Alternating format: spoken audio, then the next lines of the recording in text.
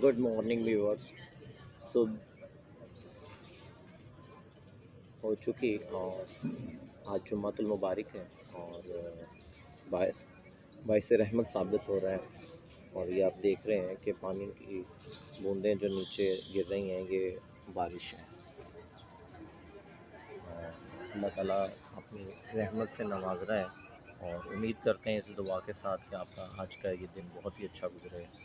अपना बहुत सा ख्याल रखिएगा, अपने प्यारों को दुआओं में याद रखिएगा। अल्लाह हाफ़िज़।